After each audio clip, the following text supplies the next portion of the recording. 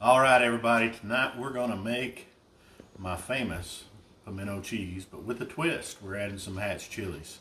You guys watch this, I'll show you how. We're gonna make something that I'm excited to make for you because it's something that I get a lot of requests for.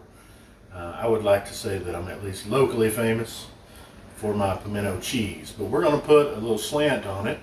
We're making pimento and Hatch chili cheese. So let's run through this. First thing we're going to do is we're going to take 8 ounces of cream cheese that I've let out soften on the table.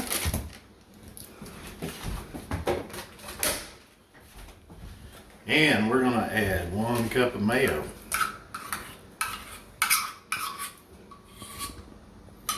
And we use Duke's mayo because in our opinion, Duke's is the best. To that, we're going to add, we've got about a teaspoon of onion powder in here, and you're going to use anywhere between 1/4 and a teaspoon of cayenne pepper, crushed pepper, to your liking. And we got a teaspoon to a tablespoon, I'm a little bit closer to a tablespoon, of my garlic. Just crushed garlic straight out of the jar. We'll give this a good mix.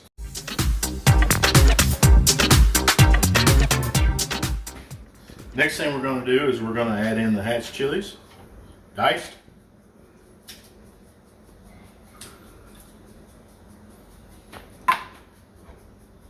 And we're going to add our can of pimento peppers diced. I'll fold this in a little bit.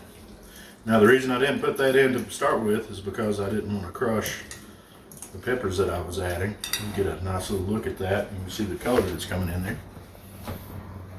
So to this we're going to add 1 pound of cheese. This is cheddar jack blend. We've used cheddar cheese with good results in the past. So just kind of whatever your preference is there. And we're just going to fold that in.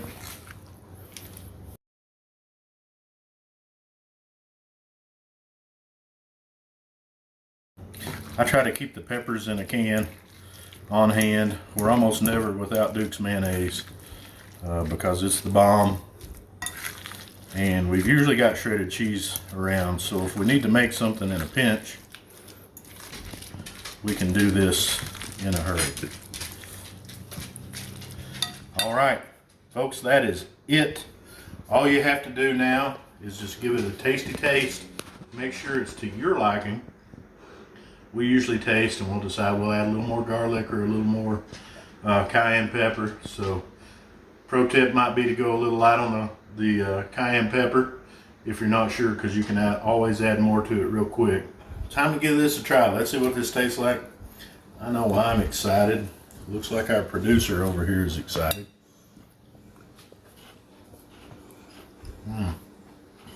That right there is a crowd pleaser. Let's give Fred a cracker. There you go. Thank you all. We'll see you next time.